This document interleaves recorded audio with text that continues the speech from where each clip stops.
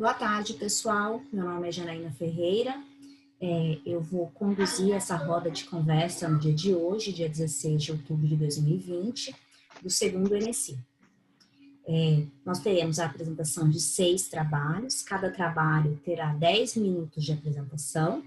Nos últimos 2 minutos da apresentação, eu vou interromper a apresentação de vocês e vou avisar que está acabando o tempo, tá? Para não atrapalhar a dinâmica do nosso evento hoje, que nós temos outra atividade às 5 horas. Para vocês compartilharem os slides de vocês, tem um campo verde, se vocês passarem o cursor, compartilhar tela ou share screen, aqui embaixo. Tá? Aí você já deixa o PowerPoint aberto em segundo plano, quando você clicar em compartilhar a tela, é só selecionar o slide que você já deixou aberto, tá bom? Durante as apresentações, eu vou pedir para vocês deixarem os microfones as câmeras desligadas para melhorar a performance do aplicativo Zoom, né? E as perguntas, se vocês tiverem alguma pergunta de alguma apresentação, podem ela já no bate-papo, porque aí depois no final, no tempo final de uns 30 minutos finais, a gente pode trazer essas perguntas para nossa conversa, tá bom? Beleza? Alguma pergunta, gente? Não? Aí eu vou desligar o meu áudio e vou começar, vou chamar as pessoas, né, de acordo com título e autoria, e aí eu desligo o áudio e o microfone e a câmera, mas se precisarem podem me chamar, tá? A primeira apresentação do dia de hoje vai ser o trabalho intitulado como A Sequência de Ensino por Investigação e Alfabetização em Linguagens. Esse trabalho foi desenvolvido pelo Tiago Edson Hilário, Ruberley Rodrigues de Souza. Eu vou fazer só um adendo, gente. Qual deles estão? Tiago, né?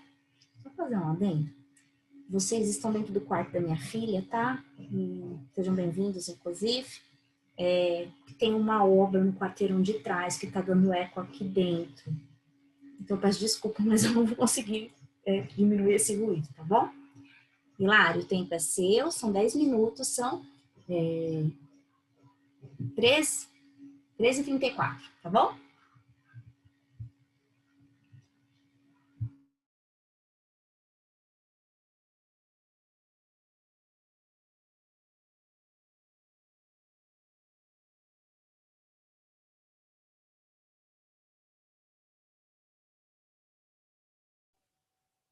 Estão me ouvindo? Vendo a apresentação? Estou ouvindo e vendo. Ok. Então, o trabalho é a sequência de ensino por investigação e alfabetização em linguagem. Ela é o desenvolvimento do meu produto e da minha dissertação de mestrado no programa de Educação para Ciências e Matemática do Instituto Federal de Goiás, campus Jataí. E aí, a partir dos apontamentos de Carvalho e Delezorkov, quando eles falam das dificuldades dos professores em trabalhar os conteúdos de ciências e acabam fazendo isso como pano de fundo, porque o aspecto inicial dos anos iniciais é focar na alfabetização em linguagens e de matemática, a ciência ela acaba deixada de lado. E sobre essa preocupação, e até mesmo como experiência própria como alfabetizador, foi o objeto desse trabalho, que tinha como questionamento como o uso de uma sequência de ensino por investigação sobre o conhecimento físico pode contribuir para o processo de alfabetização numa turma de segundo ano do ensino fundamental. Por metodologia, ela foi orientada sobre uma abordagem qualitativa, e aí o trabalho ele foi desenvolvido numa turma de segundo ano do ensino fundamental de uma escola pública do município de Aparecida de Goiânia, aqui em Goiás. Era uma turma com 30 crianças, mas frequentemente estavam presentes 20 a 26, em média 26. O trabalho foi desenvolvido após uma série de visitas de ambientação, tanto do pesquisador quanto das crianças, apesar de ser uma instituição em que eu atuei anos anteriores, mas já era um outro contexto. Foi feito um trabalho de um mês antes, estar em contato com a turma, que seria pesquisada, para olhar em que nível elas estavam, como era desenvolvido o trabalho de ciências e ter essa ambientação. A partir disso, foi elaborada uma sequência de ensino investigativo com 3 experimentos, onde seria abordado a temática do equilíbrio físico de corpos. E por instrumentos de coleta de dados, foram feitas gravações de áudio e vídeo, além do material produzido pelas próprias crianças. Estes são os instrumentos experimentais elaborados. Esse aqui foi para a primeira apresentação, o do meio da segunda e esse no canto para a terceira. Todos envolviam a relação de equilíbrio físico. Assim, a análise a partir do desenvolvimento das atividades, ela se deu em 3 momentos, que foi a observação do envolvimento das crianças, no momento da leitura de um texto orientador, que trabalhava a questão do equilibrista do circo, como ele fazia para equilibrar, a exploração das transcrições das falas das crianças durante o momento de experimentação e a sistematização dessas falas de acordo com as etapas da sequência de ensino investigativa desenvolvida pela professora Maria Carvalho. E, por fim, a finalização da análise dos relatos escritos na aplicação da SEI, que lá na SEI a última etapa é o registro da criança, então a gente se apropriou desse registro para fazer a análise dos aspectos de alfabetização. Para analisar a relação com a alfabetização em linguagem, foi abordado esse referencial teórico, o Batista, onde ele traz alguns eixos que devem ser observados no processo de alfabetização em linguagem dos anos iniciais, que é a leitura, oralidade e produção escrita, e ele traz também um outro, que é a interpretação. Contudo, neste trabalho, focou-se apenas na leitura, oralidade e produção escrita. No eixo da leitura, percebeu-se que houve a inclusão dos elementos básicos apontados pelo Batista, que é a compreensão linear e a compreensão global, por meio das leituras que eram feitas antes do processo de experimentação. Foram realizadas várias leituras antes disso, o que já era algo que acontecia no cotidiano da turma. Sempre no início de alguma atividade, a professora regente ela já trazia essa leitura inicial. E observou-se também a ampliação do conhecimento vocabular das crianças a partir do texto escolhido.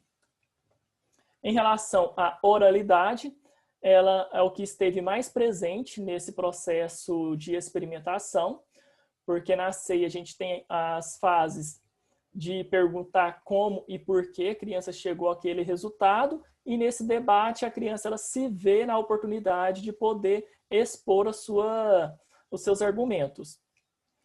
Então foi o aspecto que a gente mais observou de estímulo em relação à alfabetização com o uso de uma SEI. E por fim, a escrita, como a etapa final da SEI é o registro da criança, seja pela escrita ou por desenho, daquilo que ela observou no momento de experimentação, apropriamos dessa escrita para fazer a análise do nível de escrita dessa criança a partir da teoria da hipótese de escritas desenvolvidas pela professora... Deu um branco agora. Ao longo eu lembro. Deu um branco, realmente, desculpem. E aí a gente observou-se que entre o primeiro experimento e o segundo, houve o estímulo, porque algumas crianças no primeiro experimento, elas não expressavam nada na forma escrita, e já no último e terceiro experimento, essas crianças elas se sentiam motivadas, até mesmo já sabiam o que o professor e o pesquisador queriam com aquela etapa, e elas passaram a fazer um relato mais amplo do que elas tinham observado. Além do mais, crianças que a gente, apesar de estarem no segundo ano do ensino fundamental, elas ainda não tinham o desenvolvimento da escrita, elas passaram a ter um desenvolvimento maior, a querer registrar algo, apesar de o nível de escrita dela ainda não estar no contexto silábico, dentro das inferências de hipóteses de leitura e escrita que nós fizemos. Estes foram os referenciais e o trabalho foi esse. Obrigado.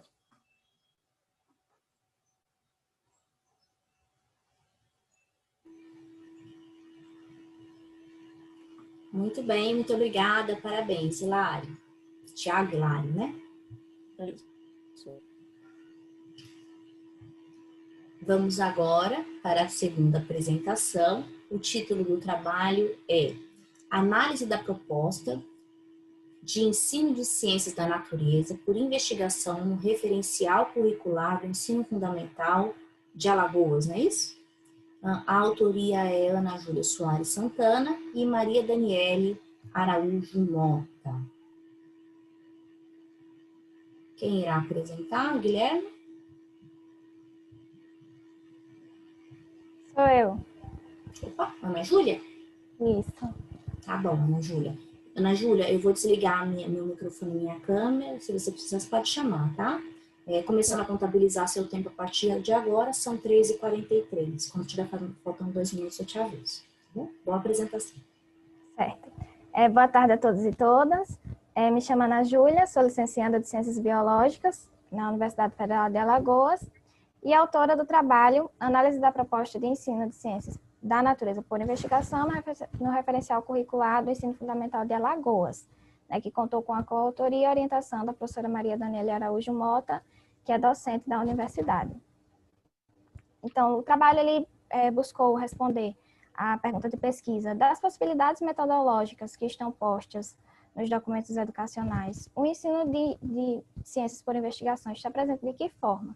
E, nesse sentido, o nosso objetivo foi analisar de que forma o ensino de ciências por investigação se apresenta no referencial curricular do ensino fundamental de Alagoas, né, olhando para as ciências da natureza, que no ensino fundamental, nos anos finais, né, apresenta as unidades temáticas de matéria e energia, vida e evolução, terra e universo, que são temas apontados pelo próprio documento como importantes para a formação do cidadão, né, para a formação integral do cidadão.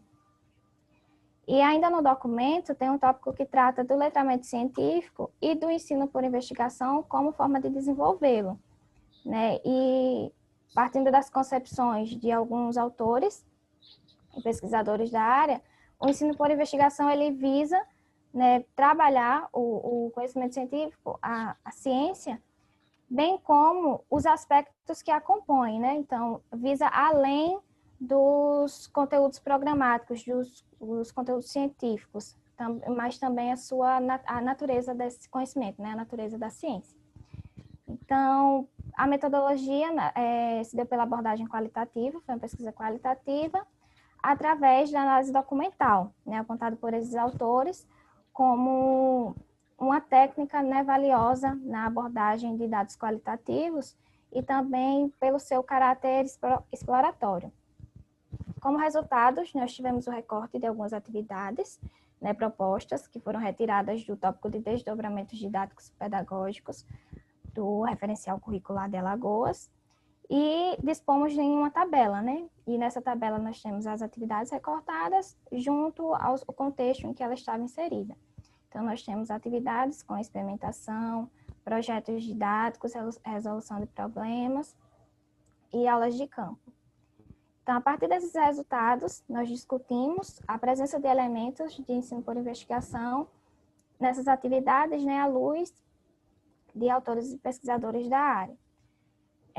Sobre a experimentação, é uma atividade valiosa, né, como objeto de estudo dentro da proposta de ensino investigativo, né, pode oferecer coleta de dados e hipóteses, testes de hipóteses para resolução de problemas, mas que junto a isso também pode vir algumas dificuldades, porque a experimentação ela pode ser muito facilmente aplicada nas ciências de física e química, por exemplo, mas não tanto em biologia, por exemplo, né? Isso é apontado por Scarpa e Silva, né? Que por alguns conteúdos do currículo não serem passíveis de experimentação. E essas mesmas autoras, elas trazem concepções acerca da utilização de observação e comparação, né? Com a finalidade de levantar hipóteses e outros elementos das atividades investigativas. E nesse sentido, a gente destaca as atividades de projetos didáticos e aulas de campo como potenciais, né, para o desenvolvimento, né, porque elas possibilitam a observação do mundo natural, de fenômenos científicos e comparar também, a depender, é claro, do planejamento do professor acerca dessas atividades. Por último, nós recortamos a resolução de problemas, que por si só, né, já é um elemento investigativo. Alguns autores colocam que o ensino por investigação ele assume o papel de desenvolver raciocínio a partir de situações problemas. Então, já contempla um elemento. E olhando, né, para esses aspectos dentro do ensino de ciências, é importante destacar o aparecimento do ensino de ciências por investigação no currículo, justamente para fugir, né, é um passo para a fuga para a quebra, na verdade, do paradigma de ensino tradicional, né, onde tem aquela ideia de passividade do estudante, que ele aceita a ciência como algo acabado, definitivo, né, uma definição, e que é imutável, e que passa a questionar, né, passa a ter um olhar mais crítico e questionador.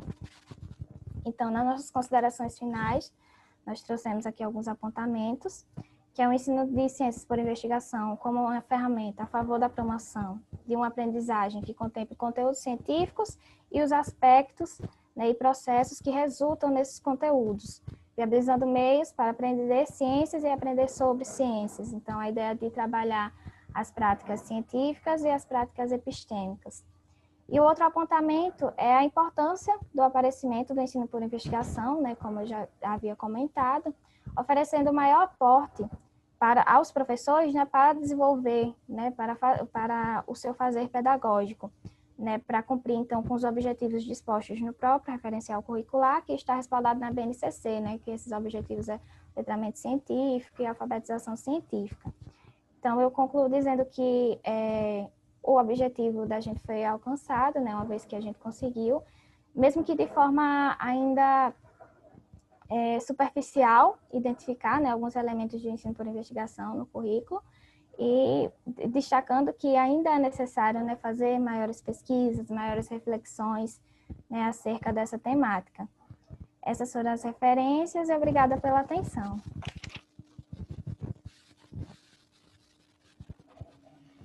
Muito obrigada, Ana Júlia, parabéns pela apresentação. Vamos agora para o próximo trabalho. O título do trabalho é Horta Automatizada, uma proposta interdisciplinar para estudo de energia. Os autores são Suzana Maria Santos de Oliveira, Alencar, Renata Lacerda Caldas, Danteufo Nunes Garcia. Quem irá fazer a apresentação desse trabalho? Sou eu, Você, Suzana. Ô, Janaína, eu gravei a minha apresentação, tá com 9h26, tá bom? Nossa, que interessante, bacana. Assim não perde o tempo, né? Isso. Você consegue compartilhar o áudio? Aham, eu Tá acho bom. que sim, vamos ver. Tá, a hora que você for clicar para compartilhar a tela, do lado esquerdo vai ter o compartilhar áudio.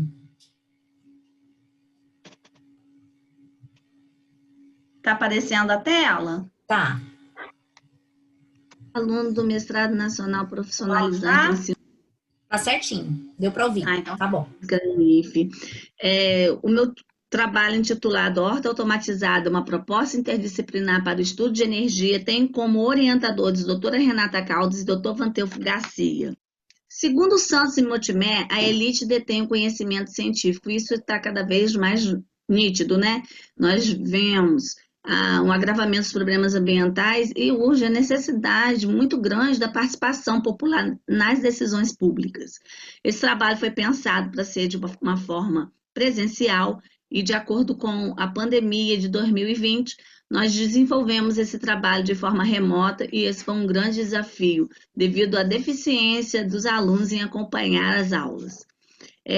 Segundo a BNCC, Base Nacional Comum Curricular, de 2017 e Sácero, de 2018, existe um forte incentivo para se trabalhar a temática sobre sustentabilidade ambiental, saúde e tecnologia devido, né, a esses desafios do século XXI.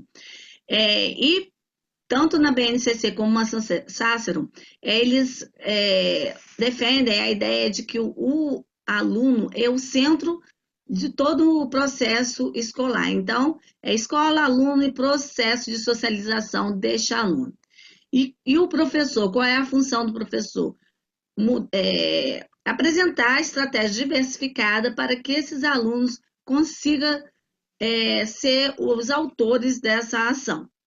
Esse trabalho, ele tem enfoque em CTSA, onde vai se trabalhar ciência, tecnologia, sociedade e o aluno no centro, construindo esses conceitos.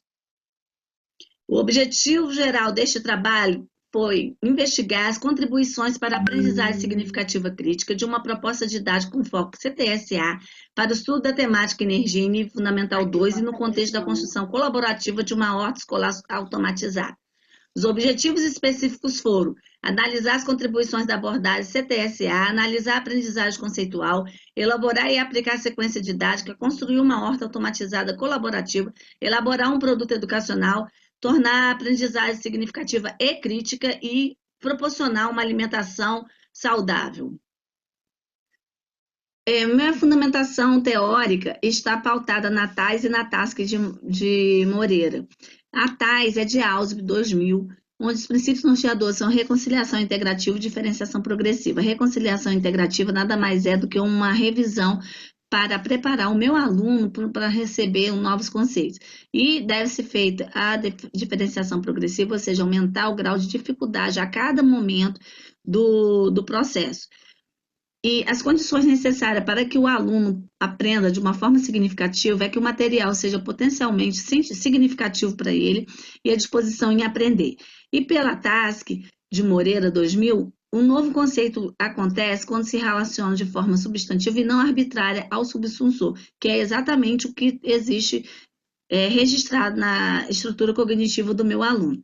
E ele propõe que o professor utilize 11 princípios. A minha pesquisa é de natureza qualitativo, descritivo e interpretativo. Meu contexto anterior era o Colégio Estadual José do Patrocínio, com cerca de 1.000 alunos, de acordo com o censo de 2019. E nós tivemos que nos adequar e apresentar o projeto de forma remota pelo Meet. E o meu público-alvo foram 12 alunos, né, da escola, né, do 9º ano, do ensino fundamental. Para análise dos resultados, eu utilizei alguns instrumentos avaliativos. E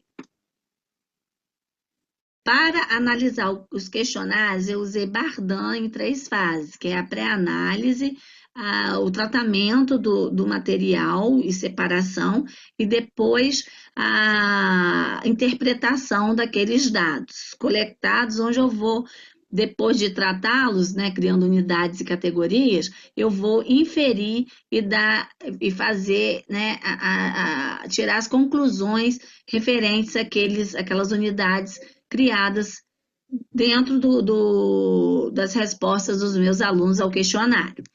Os desenhos e folder, eu usei o Paradigma Interpretativo de Luquet, 1969, História em Quadrinhos de Viana, 2014, e os jogos eu usei gráficos dos dados gerados pelas perguntas elaboradas por mim. Então, e aí eu cheguei à seguinte conclusão.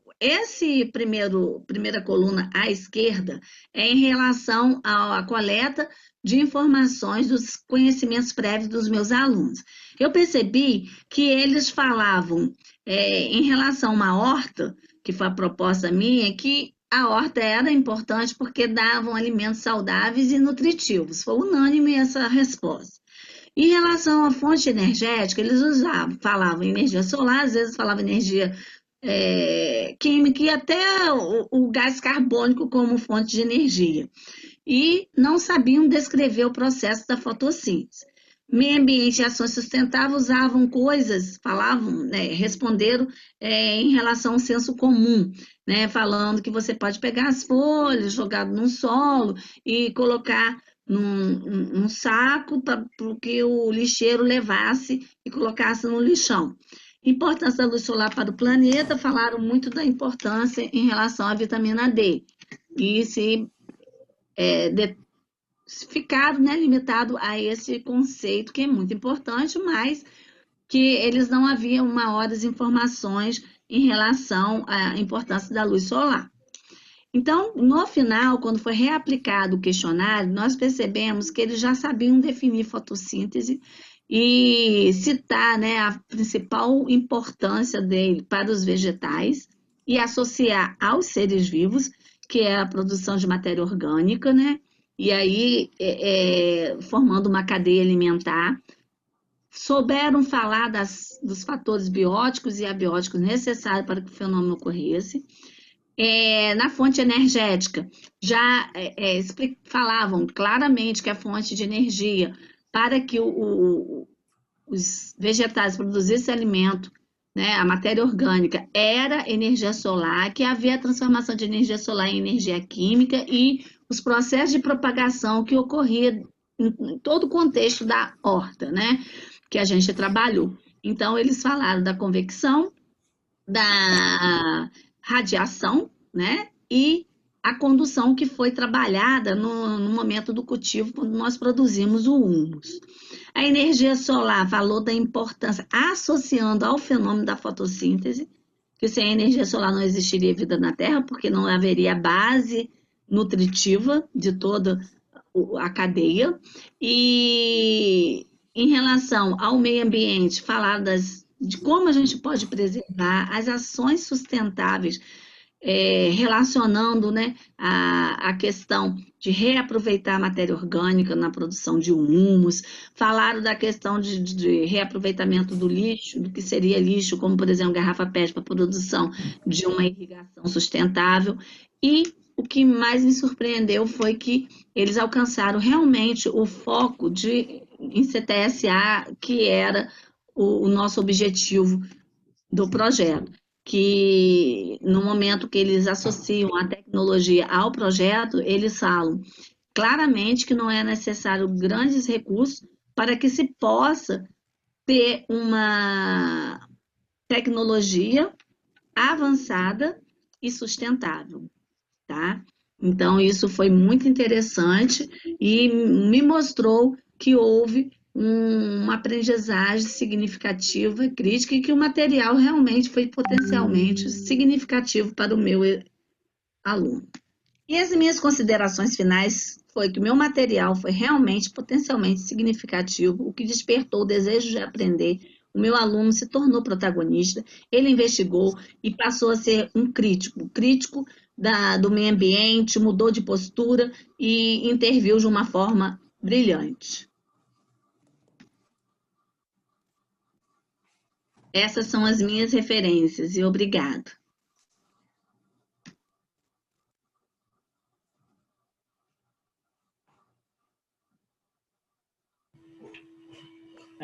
Desculpa, saiu, né?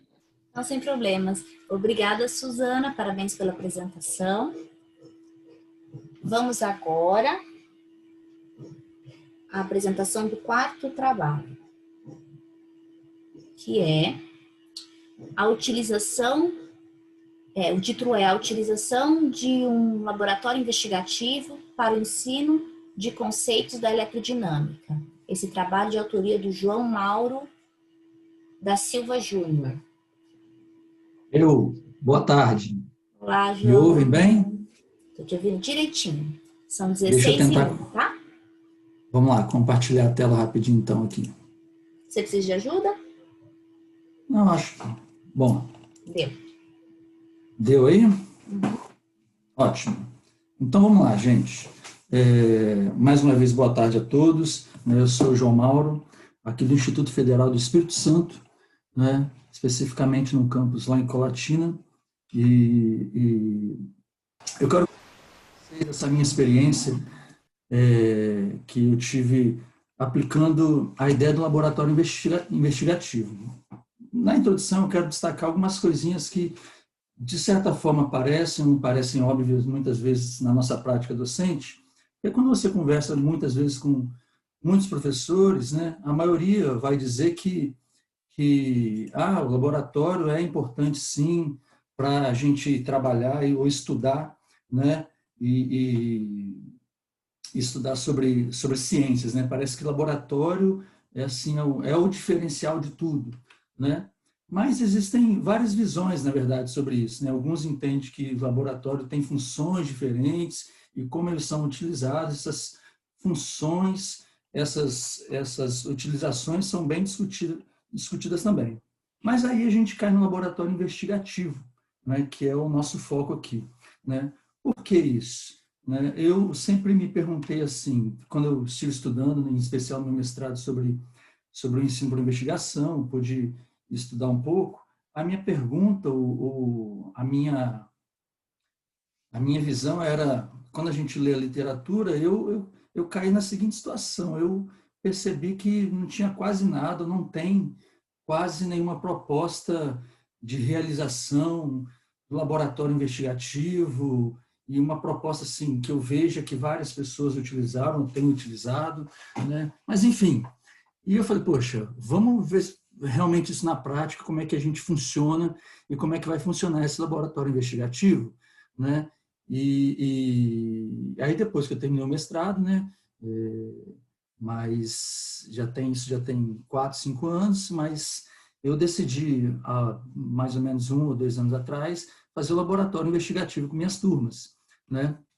Como é que então surgiu a ideia, né? Como é que a gente fez, né? A ideia é a seguinte, como é que eu trabalhei? Eu separei 2 turmas de ensino médio, já que a gente está falando de eletrodinâmica, né? 2 turmas de ensino médio, 3º ano, né, desse Instituto Federal que eu trabalho, aproximadamente 43 alunos, com idade de 18, 19, 17, mais ou menos nessa faixa etária, né? E antes de usar o laboratório em si, ou de fazer o trabalho de laboratório, a gente teve aquela aula, digamos, um pouco tradicional, no sentido de que a gente foi para a sala de aula, né, a gente trabalhou as ideias de corrente elétrica, resistência, lei de Ohm, né, tensão, potência, isso tudo, né, falando, dando alguns exemplos de exercícios, alguns problemas, mais exercícios, né. Depois disso, a gente então marcou um dia certinho para a gente no contraturno, para a gente utilizar o laboratório e fazer o nosso trabalho. A gente, em cada sala de aula, né, a gente dividiu em grupos de 4, mais ou menos, alunos, né, para que eles pudessem trabalhar, né. Pedi a eles que eles levassem o material, eu pedi que cada grupo providenciasse o material. No Instituto, a gente tem o nosso material, né, aqueles kits de laboratório, né, fechadinhos, bonitinhos, com roteiro, mas com uma proposta, um laboratório investigativo, né? Eu falei, não, vamos fazer diferente. Então, essa lista de material aqui que eu pedi aos alunos que nos trouxessem, né, esses materiais aqui, todos eles bonitinhos. Percebe que eu quero só destacar algumas coisas. Eu pedi 6 lâmpadas de 12 volts, de 2 a 2 iguais. Então, eu não especifiquei exatamente qual lâmpada era, certo? Um multímetro, um alicate básico, né, a fita isolante, uma base retangular para a gente montar, né? E lá no laboratório a gente tem uma fonte de tensão variável de 0 a 12 volts. Então, eu forneci a cada grupo, né, no momento que a gente ia utilizar, forneci a isso aí. Ok. Mas o que acontece? No laboratório investigativo, a gente sabe que a gente não usa um roteiro pronto, digamos assim, aquela receita de bolo do roteiro tradicional, faça isso, faça aquilo, junte aquilo e pronto, e deu o resultado que já estava esperado. Não é assim que funciona, né? A gente parte de uma questão problematizadora. E qual a questão era? E que questão era essa? Eu falei para eles, olha, com o material que vocês têm disponível, como é que vocês construíram um circuito elétrico em que as lâmpadas dissipassem a máxima potência? A máxima potência. Eu destaquei essa máxima potência aí exatamente porque eu acho que foi a dúvida principal. Quando a gente fala em potência, em especial de lâmpada incandescente, né, geralmente está associado diretamente com a luminosidade dessa lâmpada, né? As lâmpadas incandescentes de 60, 40, 100 volts, assim vão indo. Quanto maior a potência, maior a luminosidade, né? Essa associação direta.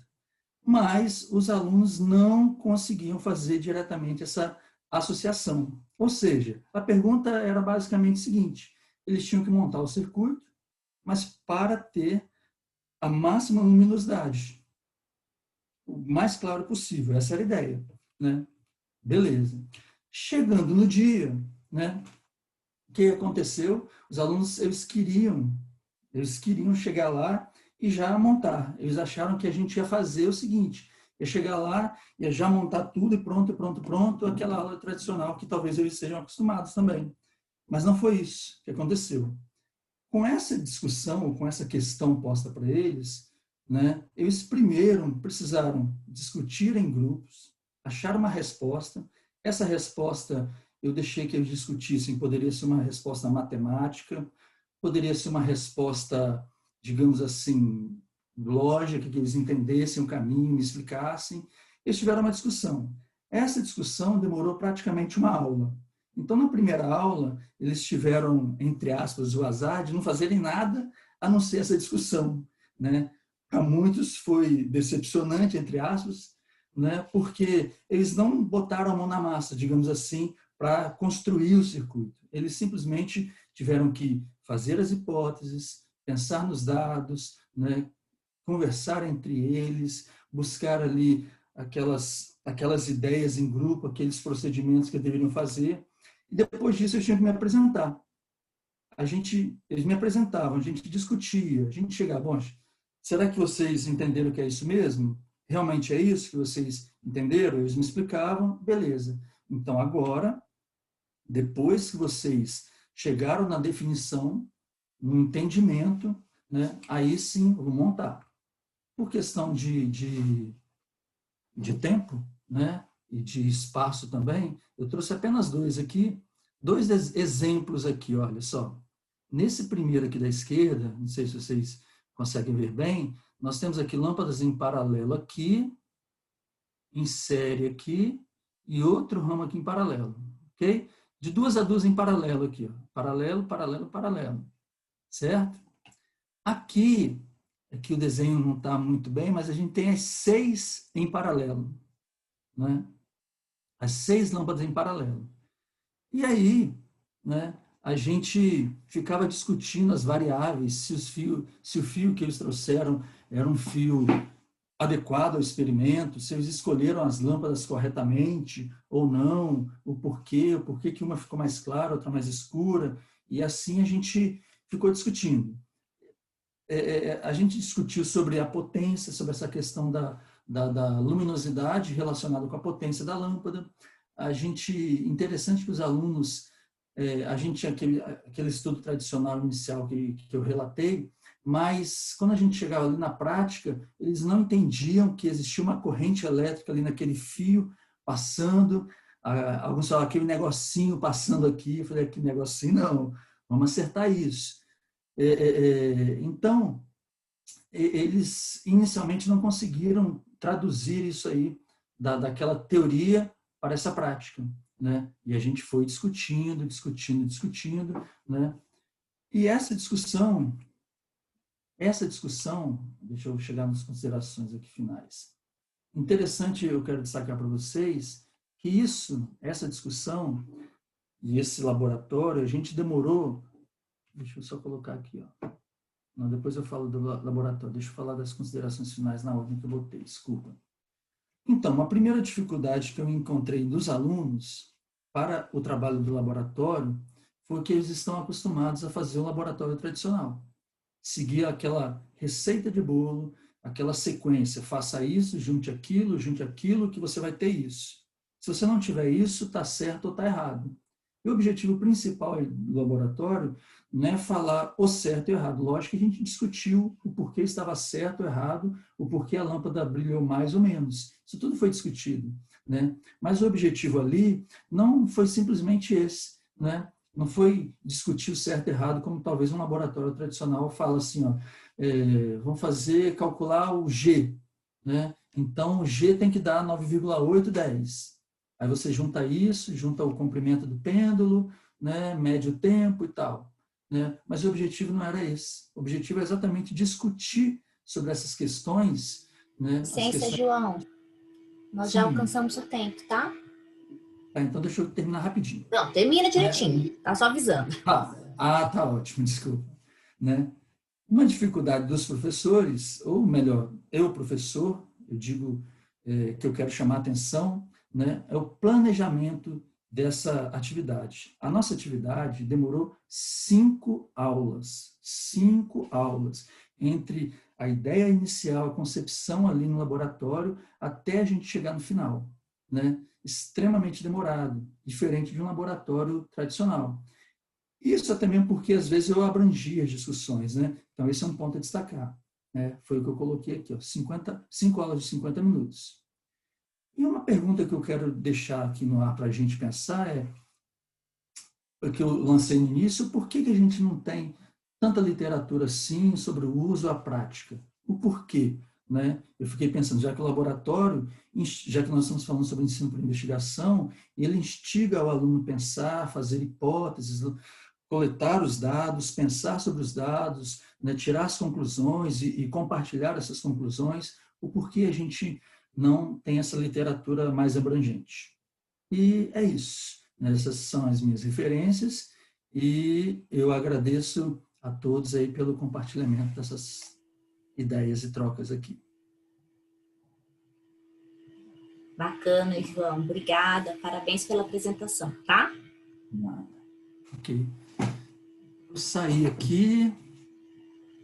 Cancelar compartilhamento. Quer que eu cancele para você? Stop share. Ok. Ok. Foi. Vamos para a próxima apresentação, que é o trabalho que tem o título Ensino de Calor e Temperatura numa abordagem investigativa. Os autores são Larissa Alves de Moraes, Alfonso Alfredo Xíncaro Bernoulli e Orlando Gomes de Aguiar Júnior. Nossa, vocês foram rápidos, hein, gente? Vamos lá. São 4h14, tá bom? Ter acesso ao chat, então se vocês não estiverem vendo, algum problema para ouvir, vocês me digam. Larissa, tá dando um pouco de retorno na sua voz. Meio digitalizada. Eu acho que meu fone ele tem um problema quando eu começo a falar, mas assim que eu uso ele os minutinhos... Você quer tentar tirar o fone? Não, eu acho que ele costuma fazer isso. Ele costuma dar uma voz meio robotizada, mas depois ele parece que limpa, assim. É um mau contato, eu acho. Beleza. Melhorou, realmente, né? Tá melhor. Okay. Tá bom, tá bom. Então, boa tarde, né, a todas e todos. O meu nome é Larissa. Eu vou apresentar, né, o nosso trabalho intitulado Ensino de Calor e Temperatura na abordagem investigativa. Foi um trabalho realizado por mim, enquanto participante do programa Residência Pedagógica de Física da UFMG, juntamente com o professor Alfonso, preceptor na escola em que a gente realizou o trabalho, e o professor Orlando, coordenador do programa e orientador, né, desse trabalho. Então, os conceitos de calor e temperatura, né, que são conceitos que a gente trabalha nas aulas de física, eles são conceitos também muito utilizados, né, na nossa linguagem cotidiana. Então, por isso, os estudantes do ensino médio, eles apresentam diversas ideias a respeito desses conceitos. Só que esses conceitos, eles têm significados diferentes na ciência e na nossa linguagem cotidiana. Isso faz com que muitos estudantes tenham dificuldades em aprender esses conceitos científicos, já que eles são muito abstratos. Então, é importante, né, que os estudantes eles tenham a oportunidade de explicitar as suas ideias sobre esses conceitos nas aulas de física, nas aulas de ciências, para que eles possam, né, a partir da discussão com os colegas, a partir da mediação do professor, construir, né, o conhecimento científico a partir dessas ideias prévias. Então, o objetivo do nosso trabalho foi desenvolver uma sequência de ensino investigativo, né, abordando esses conceitos de calor e temperatura, em uma turma de 2º ano do ensino médio de uma escola pública de Belo Horizonte, a fim de identificar o entendimento dos estudantes sobre esses conceitos e promover condições para que eles construíssem o conhecimento científico a partir de suas ideias prévias. Então, a gente utilizou os pressupostos de uma sequência de ensino investigativa, proposta por Ana Maria Pessoa de Carvalho, que vai dizer, né, que a sequência de ensino investigativa ela vai possibilitar a aprendizagem não só de conceitos científicos, mas também de aspectos da natureza da ciência. Então, essa sequência de ensino investigativo ela foi composta por 8 aulas, mas aqui eu vou apresentar só as atividades investigativas que foram realizadas nas aulas 4 e 5, quando os estudantes já haviam tido contato com os conceitos científicos de temperatura e calor, e também já tinham tido, né, algum conhecimento sobre a subjetividade da sensação térmica e a necessidade do uso de termômetros para medida quantitativa da temperatura. Então, na aula 4, foi uma aula que visou a discussão acerca do modelo cinético molecular da matéria, para que ao final da aula os estudantes conseguissem explicar a transferência de calor a partir desse modelo. Então, a gente apresentou um experimento, né? A gente fez uma demonstração experimental sobre por que o cheiro se espalha. Então, a turma ela foi distribuída em um círculo, né, uma turma do professor, que tinha um vidro de perfume. E antes, né, desse vidro de perfume ser aberto, os estudantes foram perguntados em grupos, né, eles foram divididos em 4 pequenos grupos, sobre o que eles esperavam que pudesse acontecer e se todos sentiriam o cheiro, né, ali naquela sala ao mesmo instante e por quê. E eles deveriam, né, depois dessa discussão, de ver o fenômeno acontecer, eles deveriam construir um modelo que explicasse aquele fenômeno observado. Depois desse momento, a gente fez uma segunda demonstração experimental, em que a gente utilizou 2 beckers, um com água fria e um com água quente, e termômetros para medir a temperatura dessas águas, e foi colocada uma pequena quantidade de permanganato de potássio nesses recipientes, e os estudantes eles puderam observar o fenômeno de difusão. E eles deveriam também construir, né, algum modelo que explicasse esse fenômeno observado, e ao final eles deveriam apresentar esses modelos que foram construídos por ele e discutir a validade, né, desses modelos construídos com a turma, e ao final eles deveriam conseguir explicar a transferência de calor de um modelo. Já na aula 5, o objetivo era introduzir os conceitos de equilíbrio térmico e condutividade térmica. Então, a gente fez isso a partir de uma questão conceitual introdutória e apresentação de um problema experimental. Então, nesse problema experimental, os grupos receberam um pequeno bloco de madeira e um pequeno bloco de alumínio e termômetros que pudessem medir a temperatura desses blocos. Eles puderam, né, manusear esse material a fim, né, de investigar os fenômenos térmicos, mas depois essa investigação ela foi mediada por algumas perguntas. Então, as perguntas que a gente fez foi sobre, né, qual a sensação térmica ao tocar esses blocos, o que eles estavam sentindo. Eles também foi solicitado que eles fizessem uma previsão da temperatura, quando medisse essa temperatura com os termômetros, e depois eles deveriam realmente medir e ver se a previsão que eles fizeram foi confirmada ou não. E por fim, uma pessoa do grupo deveria segurar os 2 blocos e outros 2 colegas anotar a evolução da temperatura indicada pelos termômetros quando a mão, né, tocasse o bloco. E eles deveriam responder quais os blocos que mais se aquecia quando tocado pelas mãos e como eles explicavam esse resultado. Então, em relação à aula 4, né, com o experimento Porque o Cheiro se Espalha, a gente viu, né, que todos os grupos eles esperavam que o cheiro do perfume se espalhasse de forma gradativa pela sala.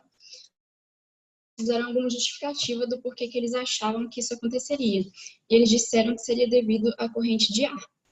A gente percebeu também que todos os grupos, eles propuseram, né, modelos macroscópicos desse fenômeno. Então, eu trouxe aqui o registro, né, de 2 desenhos que eles fizeram, onde eles representam esse cheiro por linhas onduladas, né, linhas retas mesmo.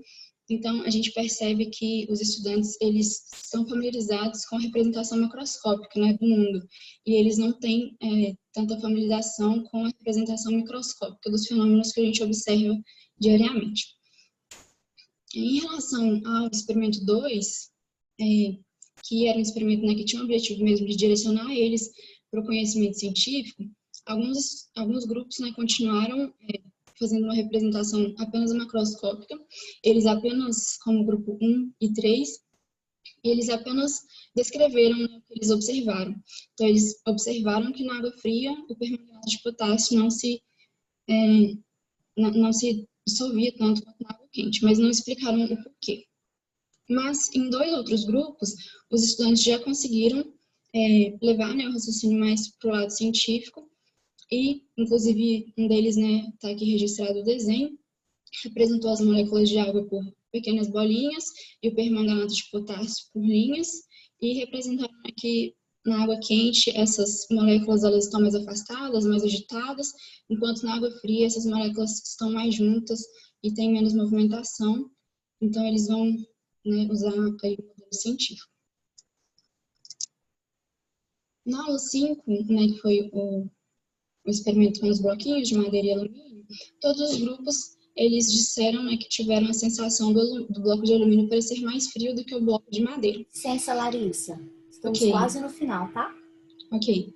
E, apesar disso, alguns grupos eles esperavam que a temperatura fosse igual, e eles já, inclusive, né, utilizaram do conhecimento científico e do conceito científico de equilíbrio térmico para justificar isso.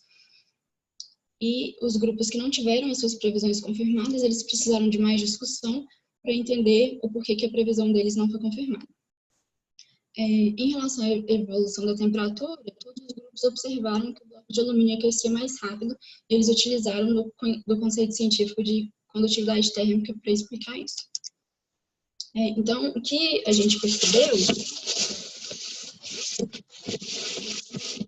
essas atividades investigativas, elas possibilitaram, né, o surgimento de diversas dimensões da ciência, né? Então, os alunos eles puderam propor modelos, explicações alternativas, formas de persuasão, revisão por pares, respostas a críticas, e a discussão com os colegas foi muito importante para que eles fossem direcionados, né, para uma alfabetização científica. Então, por isso que a gente, né, conclui, então, que o ensino investigativo é eficaz para a ampliação da cultura científica dos estudantes, né, pois permite que eles desenvolvam essas habilidades próprias da ciência e esses valores que são necessários para a tomada de decisão em relação a questões que envolvam ciência e tecnologia. O ensino investigativo também ajuda o professor, né, a identificar o entendimento dos estudantes sobre determinados conceitos, e isso ajuda ele a direcionar, né, a sua mediação para que os estudantes consigam construir o conhecimento científico, e essa construção do conhecimento científico é trabalhosa, né? Então, é necessário que o professor ele demande dedicação e tempo para que ele obtenha resultados satisfatórios. É isso. Obrigada pela atenção de todos.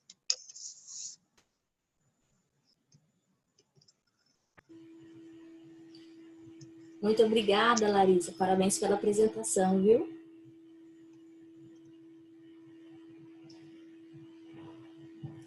Vamos para a próxima apresentação, que é o último trabalho. Nossa, foi rápido. O mergulho de Denis, um relato sobre o estudo de caso no contexto do conteúdo de gases. O trabalho foi de autoria da Amanda Souza Barcelos, Paulo Bruno Gomes Cruz e da Roberta Correia.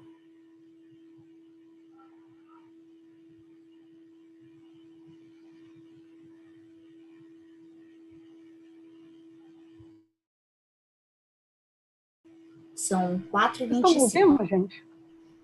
Vendo e ouvindo. Então tá bom.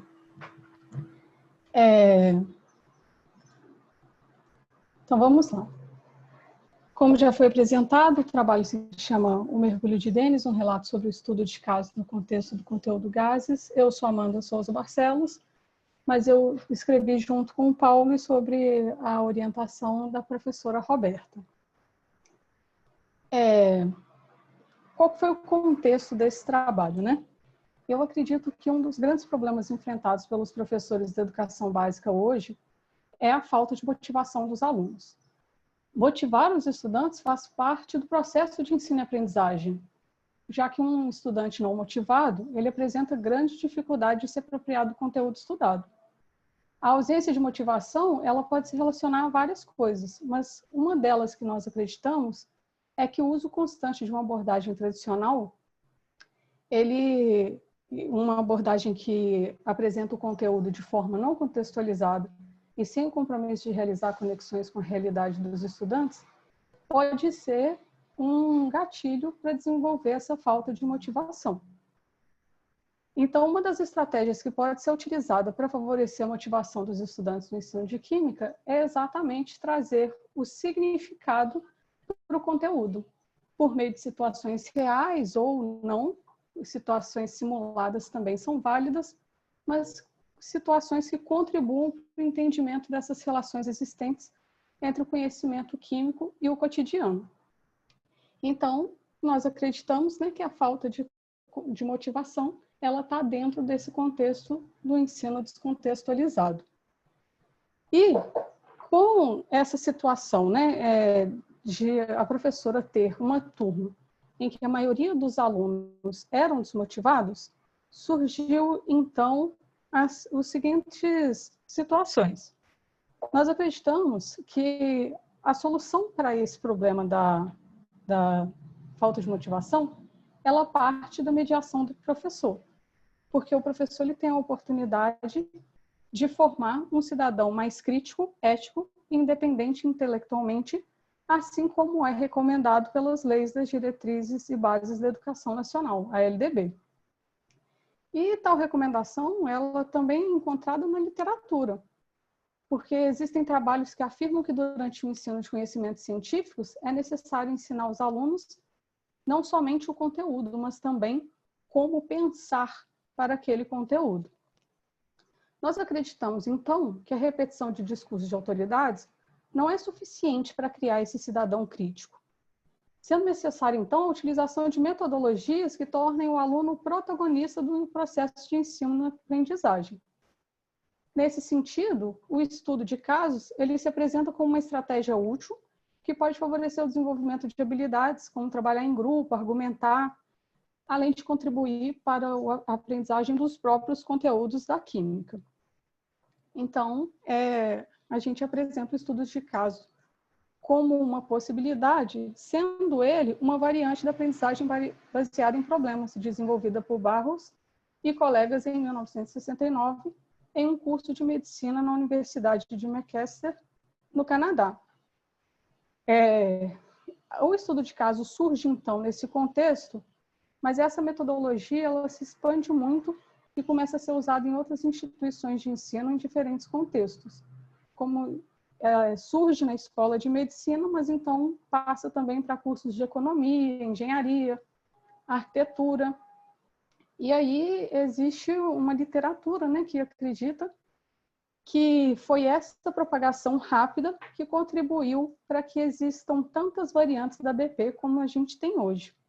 Não somente o estudo de caso, mas a aprendizagem baseada em projetos, dentre outras. O estudo de caso, ele é uma narrativa sobre um ou mais indivíduos para engajar o aluno que se familiariza com os personagens, possibilitando o entendimento dos fatos, valores e contextos do caso na tentativa de solucioná-lo. Considerando o potencial dos estudos de caso para a motivação dos estudantes e para a aprendizagem de química, nós fizemos, então, o seguinte. Metodologia, desenvolvimento do caso. O mergulho de Dennis foi elaborado para discutir o estudo sobre os gases em 2 turmas do primeiro ano do ensino médio de uma escola particular de Belo Horizonte. Depois nós desenvolvemos o conteúdo. O caso foi utilizado após ser apresentado em sala de aula os conceitos sobre transformações gasosas.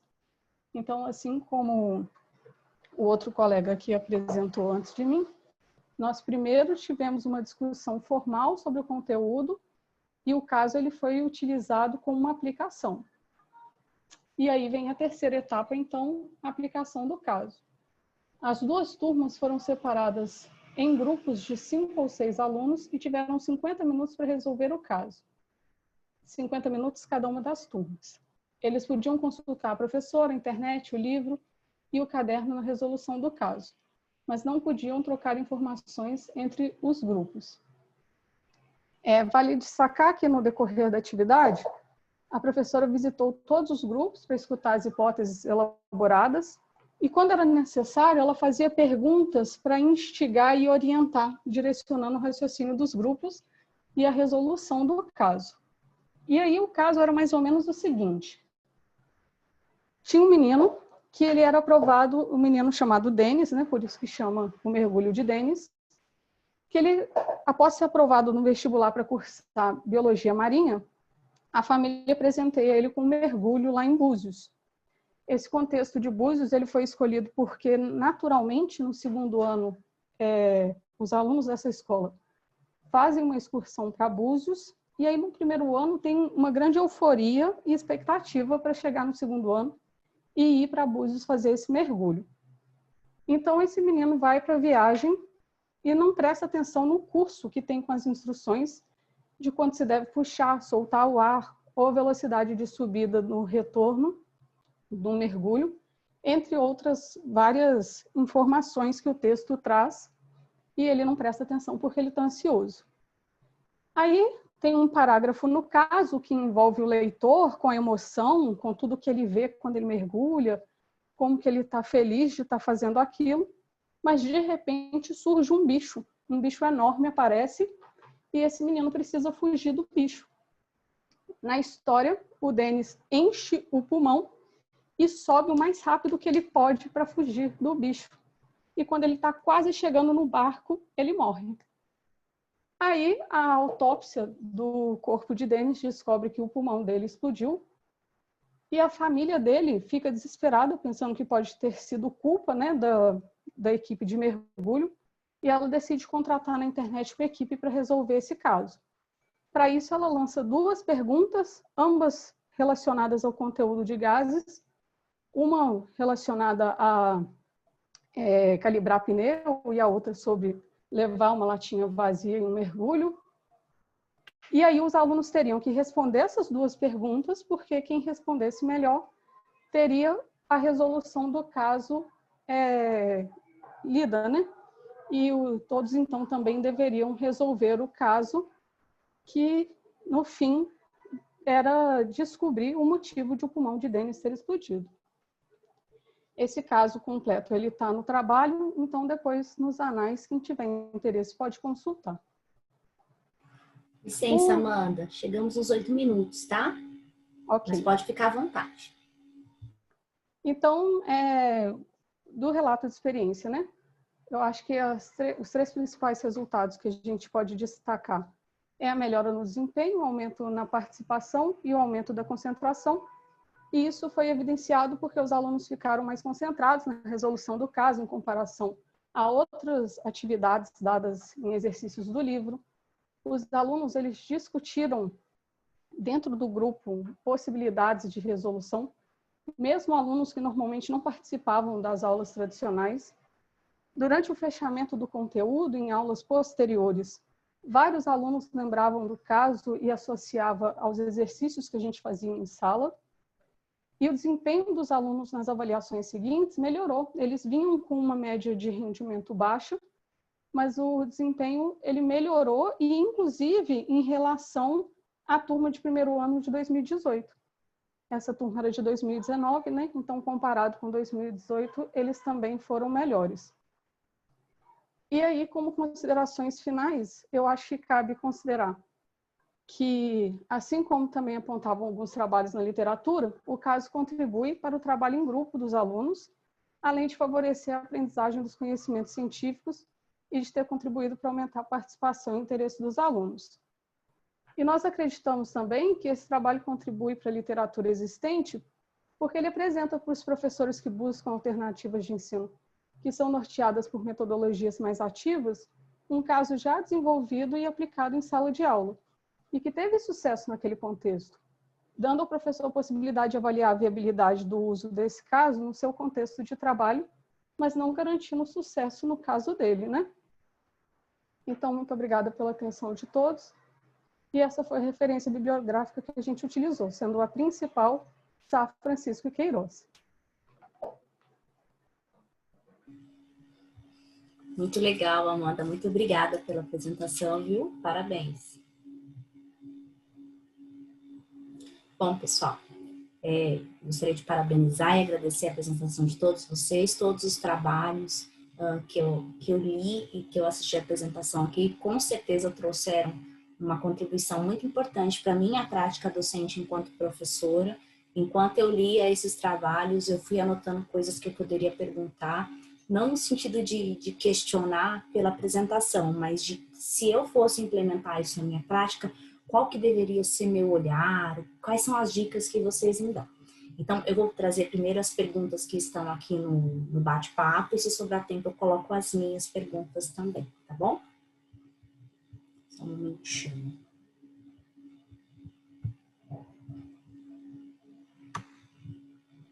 Janaína, eu acabei respondendo aí no chat. A gente retoma agora pro grupo, tá bom? A primeira pergunta foi do professor Orlando, e ele pergunta para você, Suzana. Bacana a sua apresentação. Gostaria de saber quais foram os componentes de investigação em sua proposta de trabalho com horta escolar automatizada. Então, a gente usou, né, como referência a Cícero, né, que fala do ensino investigativo e prioriza a abordagem das temáticas, né? Então, no primeiro momento, o que nós fizemos? Apresentamos para ele todo o projeto, né? E nesse projeto demos a opção deles, porque como era uma horta, eles tinham que plantar em casa, né? Para depois transplantar no ambiente escolar. Então, nós demos a opção deles utilizarem sementes da própria casa dele, né, que ele come, da alimentação dele, e fazer mudas. Depois disso, a gente fez um questionário investigativo para saber o que o meu aluno sabia, para eu, né, estar aplicando as estratégias para ele chegar ao objetivo. No segundo momento, o que nós fizemos? Pegamos um experimento, não sei se você conhece, da Elódia, né? Fizemos a simulação. Nessa simulação aparecia, né, liberação de dióxido de carbono, e eu associei no ambiente escolar, porque eu tinha um protótipo de horta que eu mostrei para eles. No ambiente escolar, de horta, como que um vegetal faria, já que a gente não pode dar comida para ele, para se alimentar e se desenvolver, né? E aí eles começaram a falar e a gente foi juntando aqueles conceitos que eles iam falando e alinhavando, e eles foram construindo gradativamente os conceitos necessários. Logo depois, a gente foi assim, sempre, foram 11 momentos a minha aplicação, então, a cada momento, a gente fazia umas questões geradoras de conflito e dava suporte através de vídeos, simuladores, para que eles pudessem estar investigando, né, e buscando a solução para aquela indagação deles.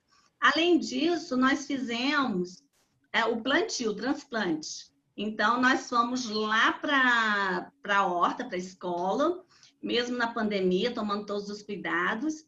E lá a gente fez tipo uma revisão, né? Aplicar o que eles fizeram, construíram online na prática.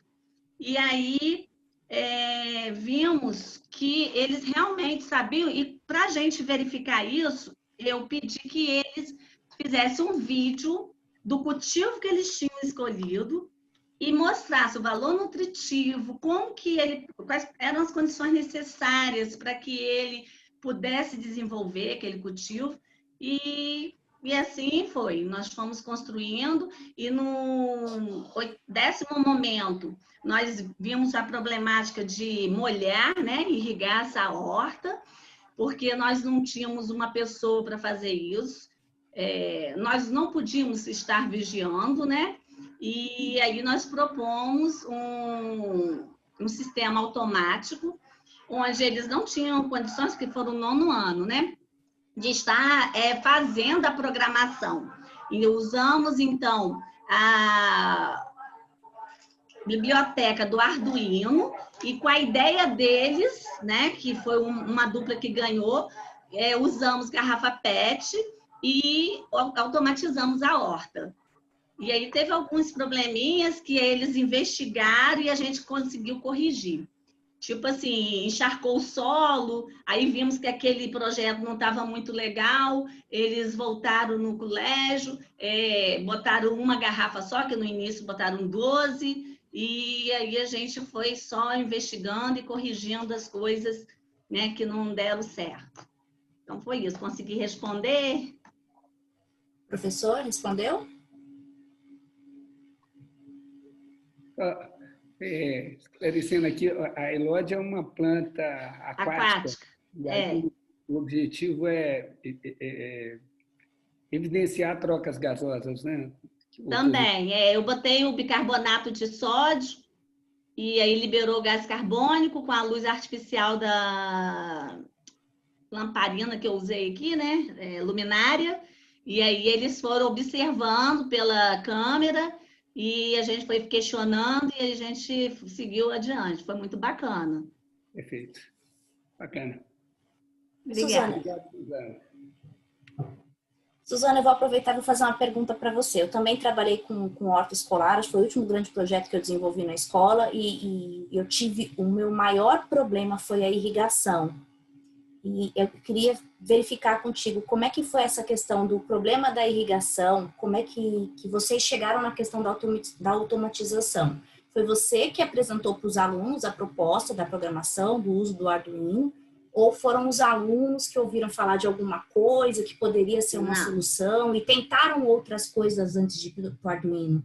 Na escola que eu trabalho, a gente utilizou mangueira de irrigação, utilizou uma outra que ela era perfurada, ela parecia uma esponjinha, e por fim a gente foi para a garrafa PET, até que a gente perdeu, assim, centenas de muda, né? Acabou perdendo, e aí ficou para resolver isso depois. Aí eu queria saber como é que foi esse processo, do problema que surgiu com a irrigação para o Arduino e para depois ir fazendo os testes. Quem foi que foi conduzindo isso? Então, quando chegou no momento que a gente detectou quem que pode vir, né? No 5º momento, a gente foi plantar. Quem é que pode vir molhar? Ninguém, por conta da pandemia. E aí a gente falou assim, então nós vamos fazer um projeto de irrigação.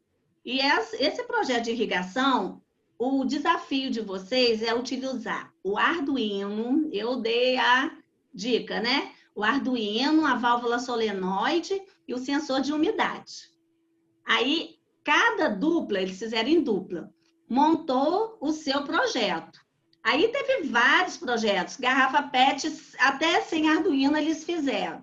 Mas eu falei assim, olha, mas sem Arduino não pode, porque o desafio é você usar o Arduino e me dizer o que você quer que o Arduino realize, porque ele vai ficar ligado lá, fazendo o que o humano teria que fazer. Aí, a dupla vencedora foi muito interessante, porque eles colocaram, todos juntos, apresentaram seus projetos, e eu falei assim, no chat, eu vou falar 1, 2, 3, todo mundo vai colocar o projeto que vocês acham, e foi unânime, porque as meninas pegaram a garrafa PET, furaram elas todinhas, né? Foi uma garrafa só. A orientação que elas me deram através de um folder, muito bonito, muito bem estruturado. E todos eles fizeram usando o Canva, que foi indicação minha, mas eles podiam não usar, né? E muito bem ilustrado. Aí elas pegaram, né, e botaram, furar toda a garrafa, acoplar uma mangueira, essa mangueira era de gotejamento também, e daí a água passaria nessa garrafa e esguicharia para todos os canteiros. Só que eu falei assim, meninas, o que vocês acham? Uma garrafa vai ser o suficiente? Aí uma delas, eu também não sabia, né? Aí uma delas foi e falou assim, não, professora, vamos botar mais. Se tem 6 canteiros, nós vamos botar 2, uma em cada cabeceira. Fizemos isso. E aí não tinha pressão suficiente para chegar até o último canteiro. E em alguns momentos alagou os 3 primeiros canteiros. Aí o que elas fizeram? Viram isso comigo, aí umazinha falou assim, eu falei que não ia dar certo. Eu sabia, o projeto era com uma garrafa PET. Aí eu falei, então tá bom, nós vamos voltar aqui amanhã. Aí voltamos. Fomos, refizemos tudo de novo. Elas lá junto comigo e tal, refizeram. Não deu certo de novo. Porque o furo nós fizemos com furadeira. Com a broca fininha. Mas elas falaram assim, professora, é com agulha. Vamos fazer com agulha. Mas a gente não tinha agulha lá, eu tinha furadeira. Aí refizemos e aí deu tudo certo. Teve o sensor também de umidade que enferrujou. É um material que você compra pela internet que não deveria enferrujar, mas enferruja.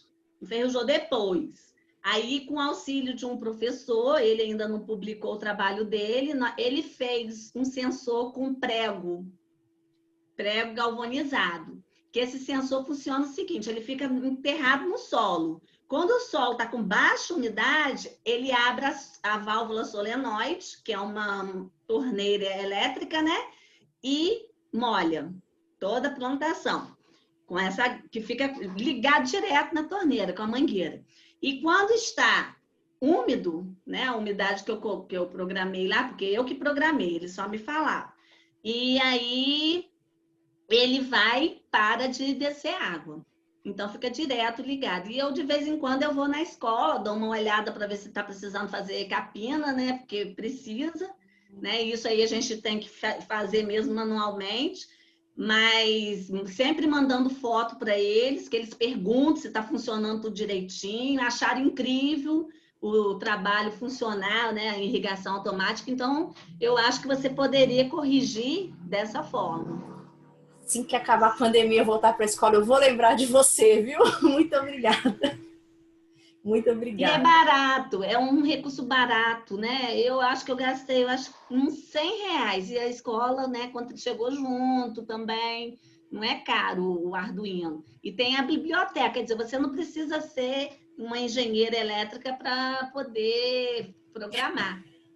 Maravilhoso. Muito obrigada, Suzana. Vou para o próximo comentário agora, da Ana Júlia. Ana Júlia, ela falou assim, muito interessante o experimento do trabalho do João Mauro. Desculpe. Por trazer a questão de não ter etapas definidas, afinal o erro faz parte da investigação e a partir dele levantar questionamentos e discussões. Também achei isso super interessante. Aí, o professor Orlando pergunta para o João. Ei, João, houve necessidade de reformulação do problema inicial proposto aos alunos? Ou ainda desdobramento do problema? E a outra pergunta que ele colocou foi, quais as vantagens e problemas deste modelo de laboratório envolvendo problemas abertos?